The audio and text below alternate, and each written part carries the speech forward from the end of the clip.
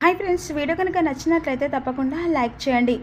నేను అడుగుతున్నాను, చెప్పండి, నా భార్యను ఇంట్లో నుంచి ఎందుకు వెళ్ళమంటున్నారని చెప్పేసి సురేష్ పరంధామయ్యను నిలదీస్తుండగా, నా కళ్ళ ముంగట నా పరువును తీస్తానని చూస్తూ నేను ఊరుకోలేనని చెప్పేసి పరంధామయ్య అంటూ ఉంటాడు. అందుకే ఇంట్లో నుంచి పొమ్మంటున్నానని చెప్పేసి పరంధామయ్య అంటుండగా, నేను మీ పరువు పోయే పని చేశానా? అంత కాని పని ఏం చేశాను మావయ్య అని చెప్పేసి కౌశికి అడుగుతూ ఉంటాడు. ఆదిలక్ష్మి, ఈ అమ్మాయిని ఇక్కడి నుంచి వెళ్ళిపోమ్మని చెప్పు, మాట జారితే చాలా బాధపడుతుందని చెప్పేసి విధంగా పరంధామయ్య అంటూ ఉంటాడు. మామయ్య గారు, మీరు ఏరో మనసులో పెట్టుకొని మాట్లాడుతున్నారని చెప్పేసి మాకు అర్థమవుతుంది. అసలు మా అక్క ఏం తప్పు చేసిందని చెప్పేసి మీరు అలా మాట్లాడుతుందని చెప్పేసి కేదార్ నిలదీస్తూ ఉంటాడు. రామయ్య వైజయంతి మాటలు గుర్తు చేసుకుంటూ ఉంటాడు. ఆ మాటలు చెప్పలేక తనలో తనే చాలా కుమిలిపోతూ ఉంటాడు. ప్రశ్నకి సమాధానం మీ మౌనం కాదు బాబాయ్ గారు. అయినా మా వదినను ఇన్ని మాటలు అనేసి ఎందుకు అంటున్నారో మాకు ఖచ్చితంగా తెలియాలే బాబాయ్ గారు అని చెప్పేసి దాత్రి అడుగుతూ ఉంటుంది. అనడం అనేది నేను మొదలు పెట్టలేదు. నేను అనడం మొదలు పెడితే మీకు తట్టుకునే శక్తి ఎవ్వరికి లేదని చెప్పేసి పరంధామయ్య అంటాడు. అందుకే ఇక్కడి నుంచి వెళ్ళిపోమ్మంటున్నాను చెప్పేసి పరంధామయ్య అంటుండగా, ఏమయ్యా, తాగిన మత్తులో నువ్వు ఏం మాట్లాడుతున్నావో అర్థం కావట్లేదు, లోపలికి పదని చెప్పేసి ఈ విధంగా ఆదిలక్ష్మి చేపట్టుకునేసరికి నోర్మి అని చెప్పేసి పరంధామయ్య గట్టిగా అరుస్తాడు. పొమ్మంటుంటే వినబడతలేదా నీకు అని చెప్పేసి కౌశికిని తోసిన తర్వాత అక్క అని చెప్పేసి కేదార్ వచ్చి పట్టుకుంటాడు. అందరూ షాకే చూస్తుండగా వైజయంతి నిషి మాత్రం నవ్వుతూ ఉంటారు. జగదాత్రి జేడిలాగా ఒక్కసారి కోపాన్ని రియాక్ట్ చూపిస్తుంది. తర్వాత కూల్ అవుతుంది. వదిన, ఇప్పుడు ఏం మాట్లాడినా తిను తాగున్నాడు, ఇప్పుడు వెళ్ళేసి రేపు పొద్దున్నే వస్తాం, ఇప్పుడు ఏం మాట్లాడినా గొడవ అవుతుందని చెప్పేసి దాత్రి కౌశికితో అంటుంది. ఇప్పుడు తెగదింపులు తెచ్చుకొని వెళ్ళిపోదామని చెప్పేసి అనుకుంటుండే, ఇదేంటత్తయ్య, ఇది రేపు మళ్ళీ వద్దామని చెప్పేసి అంటుంది అని చెప్పేసి నిషి వైజయంతితో అంటుంది. అందుకుంటా చూడు అని చెప్పేసి వైజయంతి వచ్చి, ఏంది మళ్ళీ వచ్చేది, ఇక జరిగిన అవమానం చాలు, పదమి పోదాం అని చెప్పేసి కౌశికి చేపట్టుకుంటుంది వైజయంతి. ఇప్పుడు నేను రాను పిన్ని, 6 సంవత్సరాల క్రితం ఇలా ఆవేశంగానే నన్ను అర్ధరాత్రి బయటికి పంపిస్తే ప్రశ్నించకుండానే ఆవేశంలో నేను ఇంట్లో నుంచి బయటికి వెళ్ళిపోయాను. ఎన్ని రోజులు నేను బయటికి వెళ్ళిన తర్వాత ఎవ్వరూ ఆనందంగా లేదు.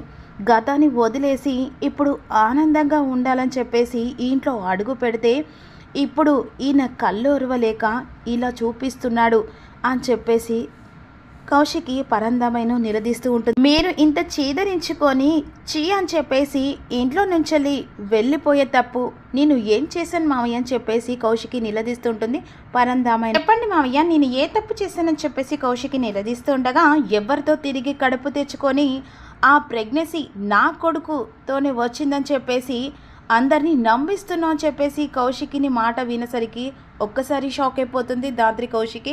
షాకే చూస్తుండగా కౌశికి మాత్రం అలాగే నిశ్చయంగా చూస్తూ ఉంటుంది. చీ అనుకునడానికి, చీ కొట్టడానికి ఇంతకంటే పెద్ద కారణం కావాలని చెప్పేసి పరంధామయ్య కౌశికిని నిలదీస్తూ ఉంటాడు. అరి తెగించి కడుపు ఎవడికో తెచ్చుకొని అది నువ్వు చెప్పగానే నేను నమ్మడానికి నేనేమన్నా పిచ్చోని అనుకున్నావా కౌశికి అని చెప్పేసి పరంధామయ్య అంటూ జగదాత్రి చీ అని చెప్పేసి అనుకుంటుండగా, ఈలోపు యువరాజ్ కమలాకర్తో, ఏంటి బాబాయ్, వీడు ఏం మాట్లాడుతున్నాడు, వీడి మాటలకు నాకొచ్చే కోపానికి అని చెప్పేసి అంటుండగా, యువరాజ్ ఆవేశపడకు, ఇది మన మంచికే అని చెప్పేసి కమలాకర్ అంట. ఏం మాట్లాడకు, నేను మాట్లాడతానని చెప్పేసి కమలాకర్ పరంధామయ్య దగ్గరికి వచ్చి, చూడండి బావగారు, నీకు కూడా ఒక కూతురుంది, 10 మందిలో ఎలా మాట్లాడితే ఆడపిల్ల ఎలా బాధపడుతుందో కాస్త ఆలోచించండి అని చెప్పేసి కమలాకర్ పరంధామయ్య అంట. ఆ కూతురు ఇలాంటి పని చేస్తే మీలాగా సినిమా చూస్తూ నిలబడను, ఇక వెంటనే చంపి పాత్ర పెట్టేవాని అని చెప్పేసి పరంధామయ్య మాటలు విని కౌశికి బాధపడుతుంటుంది. అంటే సిగ్గుదిలేసిన నీ కూతుర్ని ఇంట్లో పెట్టి బరి తెగించినట్టు చేస్తున్నారు అని చెప్పేసి పరంధామయ్య అంటుండగా, బాబాయ్ గారు, మీరు ఎవరితో మాట్లాడుతున్నారో కాస్త చూసుకొని మాట్లాడండి అని చెప్పేసి దాత్రి అంటే, అక్క తప్పు చేసిందని ఆలోచన మీ మనసులోకి రావడమే మహాపాపం మామయ్య గారు అని చెప్పేసి కేదార్ అంటే, ఓ అలాగా, మరి మొగుడు బ్రతికుండగానే విడాకులు ఇవ్వకుండానే ఇంకో పెళ్లి చేసుకోవడం తప్పు కాదని చెప్పేసి పరంధామయ్య నిలదీస్తూ ఉంటాడు కేదార్. ఆ విషయం వినేసరికి అందరూ షాకే చూస్తుండగా వైజయంతి నిషి కంగారు పడిపోతూ ఉంటారు. అప్పుడు కాంచి వచ్చి, ఇదేంటి వదిన, ఈయన ఇలా మాట్లాడుతున్నాడు, అక్కను బయటికి పంపించాలని చేసి మనం చేస్తే ఇక అక్క మనల్ని బయటికి పంపించేలా మాట్లాడుతున్నాడేంటి అని చెప్పేసి కాచి నిషితో అంటూ ఉంటుంది. నా కోపం చూసావా, ఆయన ఆవేశంలో తన మనసుకు వచ్చింది అది నాటింది మనమే అని తెలిస్తే ఈ ఆవేశంలో మనల్ని చంపేస్తుందని చెప్పేసి నిషి కాచితో అంటూ వాడు పనికి మాలిన వాడొచ్చి తప్పు దాన్ని చూసి మీరు అలా పట్టుకొని మాట్లాడడం ఏం బాగలేదన్నయ్య గారని చెప్పేసి వైజయంతి అంటే సరే 6 ఏళ్ల నుంచి నా కొడుకు నీ కూతురు దూరంగా ఉన్నారు, మరి ప్రెగ్నెన్సీ ఎలా వచ్చిందని చెప్పేసి వైజయంతిని నిలదీస్తూ ఉంటాడు పరంధామ. విడాకుల దాకా వెళ్ళిన ఈ మహాతల్లి ఇక నా కొడుకుతో కాపురం చేసిందంటే నేను నమ్మలేను అని చెప్పేసి పరంధామయ్య బరి తెగించిందని నేను ఇంట్లో చూస్తూ ఊరుకోలేనని చెప్పేసి పరంధామయ్య మాటలు విని మావయ్య అని చెప్పేసి కౌశికి పరంధాయి మీద చెయ్యెత్తేసరికి అందరూ షాకే చూస్తూ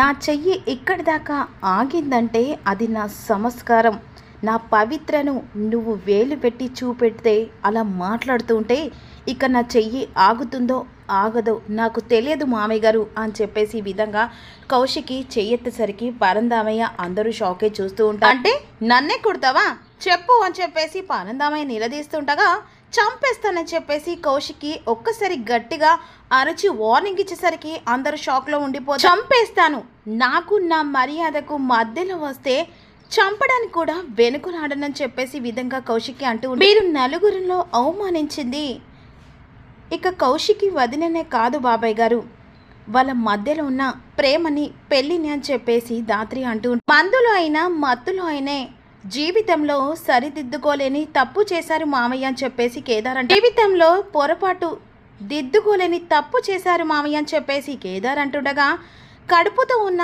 కోడల్ని పిలిపించి ఇక అవమానించారే ఈ పాపం ఊరికే ఓదయ్య అని చెప్పేసి ఆదిలక్ష్మి బాధపడుతూ ఉంటుంది. మనిషివి నాన్న నువ్వు, నీ భార్య సంతోషంగా ఉంటుందని చెప్పేసి నా భార్యను పలంగా పెట్టి మాటలన్నావు చూడు, నువ్వు మనిషి కాదు నాన్న అని చెప్పేసి సురేష్ కోపంగా మాట్లాడుతూ ఉంటాడు పరంధామయ్య మీద. భార్య గురించి నాకు బాగా తెలుసు నాన్న, తన వాళ్ళైనా సరే నా వాళ్ళైనా సరే ఇంకొకసారి ఇలాంటి మాటలు మాట్లాడితే నేను చూస్తూ ఊరుకోలేను అని చెప్పేసి సురేష్ వార్నింగ్ ఇస్తూ ఉంటాడు. అదే కౌశికి ఒక్క నిమిషం కూడా ఇంట్లో ఉండాల్సిన అవసరం లేదు పద అని చెప్పేసి సురేష్ కౌశికి చేయి పట్టుకొని తీసుకెళ్తుండగా ఆదిలక్ష్మి అమ్మ కౌశికి అని చెప్పేసి వెనకాల వెళ్తూ ఉంటుంది. నిషి వైజయంతి ప్లాన్ ఫెయిల్ అయిందని చెప్పేసి ఇరిటేట్ పడుతుండగా వదినని చెప్పేసి దాత్రి వెనకాల వస్తుండగా ఈలోపు కౌశికి తన రూమ్లో బ్యాగ్ సర్దుతుండగా కీర్తి పాప అమ్మ ఎందుకు ఏడుస్తుందని చెప్పేసి సురేష్ని నిలదీస్తుండగా నా కన్న తండ్రి ఇక నీవు ఇలా కావడానికి తను కారణమైన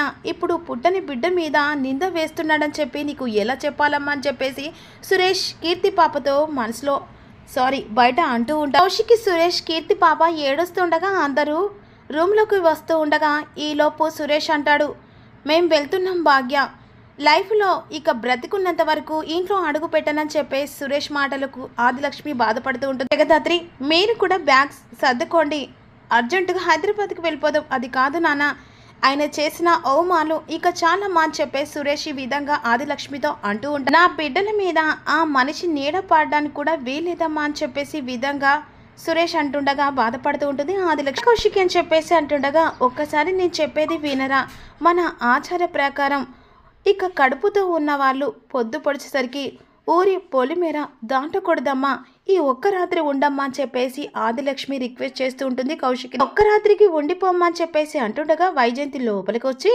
బాగుండి వదిన సంబరం, నువ్వేమో కన్నీళ్లు పెట్టుకొని ఉండిపోమని చెప్తావు, నీ మొగడేమో నిందలు వేసి మమ్మల్ని బయటికి పంపించాలని చూస్తున్నా. నిందలు వేసిన తర్వాత ఇక్కడ ఎందుకు ఉంటామని చెప్పేసి అంటుండగా నువ్వు చెప్పింది కరెక్టే అన్నయ్య, నిందలు పడ్డ తర్వాత మనం ఇక్కడ ఉండాల్సిన అవసరం లేదు, అందరం వెళ్ళిపోదాం పదండి అని చెప్పేసి నిషి సురేష్తో అంటే చెప్పింది నిజం వదిన, కడుపుతో ఉన్నవారు పొలిమేర దాటడం చాలా ఇబ్బంది వదిన, ఈ ఒక్క రాత్రి ఉండండి అని చెప్పేసి భాగ్య బ్రతిమిలాడుతూ ఇంతలో చెప్తున్నారు కదా వదిన, పొలిమేర దాటితే మళ్ళా బాధపడాల్సింది మనమే, ఇక మామయ్య మాటలు విని ఇంత బాధపడకంటే తర్వాత పొలిమేర దాటితే బిడ్డకు ప్రమాదం జరగస్తే మళ్ళీ మనమే బాధపడతాం కదా అని చెప్పేసి దాత్రి అంటు. అందుకే ఈ ఒక్క రాత్రి ఉంటే మంచిదనిపిస్తుందని చెప్పేసి దాత్రి అంటుండగా ఎందుకే ప్రతిసారి అన్నిట్లో దూరిపోతాం అని చెప్పేసి నిషి అంటూ ఉంటుంది. చెప్పడానికి ఎవరి అభిప్రాయం లేదు నిషిక, మనసు మంచిగా ఉంటే చాలని చెప్పేసి కేదార్ అంటూ మీరు చెప్పక్క మీ ఇష్ట ప్రకారం చేద్దామని చెప్పేసి కేదార్ అంటుండగా సరే ఈ రాత్రి కుండి తెల్లారి వెళ్ళిపోతాం,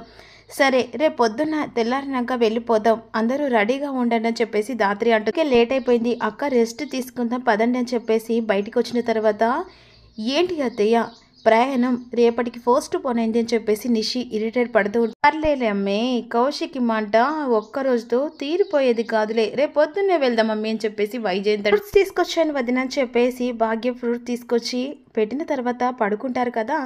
కౌశిక్కి మేలుక వస్తుంది, అలా అలారం చూస్తుంది కదా ఫోన్లో 4 అయింది, వెళ్ళిపోవడానికి ఇంకా 2 గంటలు ఉందని చెప్పేసి ఈ విధంగా అనుకుంటూ ఉంటుంది. కౌశిక్ వాటర్ బాటిల్లో వాటర్ లేకపోయేసరికి కౌశిక్కి ఇక తన రూమ్లో నుంచి బయటికి వస్తుండగా మరోవైపు యువరాజ్ ఇక విగ్రహం కోసం అని చెప్పేసి వెనుకలు ఆడుతూ ఉంటాడు. ఈలోపు యువరాజ్ చెక్ చేస్తుండగా కింద పడిపోయేసరికి సౌండ్ వినపడుతుంది. కిచెన్లోకి వస్తున్న బాటిల్ పట్టుకొని వస్తున్న కౌశికి సౌండ్ వినబడిందని చెప్పేసి ఈ విధంగా అనుకుంటుండగా అక్కడ టేబుల్ కింద పడేసరికి ఎవరు వస్తున్నారని చెప్పేసి యువరాజ్ కంగారు పడిపోతూ ఉంటాడు. ఈ రూమ్ నుండే వినబడిందని చెప్పేసి డోర్ తీస్తుండగా యువరాజ్ కూడా మెల్లగా డోర్ తీస్తుండగా ఇద్దరు ఒకరికొకరు ఎదురు పడతారు. యువరాజ్ కంగారు పడుతూ అక్క ఈ టైంలో పడుకోకుండా ఏం చేస్తున్నావు అని చెప్పేసి అడుగుతూ అడాల్సింది నేను, ఇక్కడేం చేస్తున్నావు అని చెప్పేసి కౌశికి అడుగుతూ ఉంటుంది. యువరాజ్ని కంగారు పడిపోతూ ఉంటాడు. అడుగుతుంటే చెప్పట్లేదు ఏంటి అని చెప్పేసి అంటుండగా అక్క ఫోన్లో ఛార్జింగ్ అయిపోయింది, అందరి రూమ్లో అడిగితే ప్యాక్ చేసుకున్నారు బ్యాగ్స్ అని చెప్పేసి యువరాజ్ అంటుందేమని చెప్పేసి అంకుల్ రూమ్కి వచ్చానని చెప్పేసి యువరాజ్ అంటుండగా అంత అర్జెంట్ అయితే నన్ను బావనైనా లేపొచ్చు కదా అని చెప్పేసి కౌశికి ఈ మనిషి గదిలోకి సరేరా నా రూమ్లో ఛార్జర్ ఇస్తాను, సరే ఒక వద్దులే రేపు పొద్దున్నే పెట్టుకుంటానులే నువ్వు వెళ్ళి పడుకో అని చెప్పేసి అంటుండగా సరే అని చెప్పేసి కౌశికి కిందికి వస్తూ సేపు అయితే విగ్రహం ఎక్కడున్నా తీసుకునేవాడిని అని చెప్పేసి ఈ విధంగా యువరాజ్ కోపంగా లోపలికి వెళ్ళిపోతాడు కదా. వాటర్ బాటిల్ పట్టుకొని ఇక వెళ్తూ ఉండగా వాటర్ తాగుతుండగా ఏదో సౌండ్ వినబడుతూ ఉంటుంది. అప్పుడు చుట్టుపక్కల చూస్తూ ఏంటి సౌండ్ అని చెప్పేసి కౌశికి అనుకుంటూ ఉంటుంది. లక్ష్మి అని చెప్పేసి పరందామయ్య పిలుస్తూ ఉండగా చుట్టుపక్కల చూస్తూ ఉంటుంది. ఈలోపు ఆరు బయటికి వచ్చేసరికి ఇక పరందామయ్య కత్తి బోటులతో ఇక బలైపోయడానికి అలా బాధపడుతుండగా మామయ్య గారు అని చెప్పేసి ఈ విధంగా కౌశికి అరుస్తుండగా అమ్మ కౌశికి అని చెప్పేసి పరందామయ్య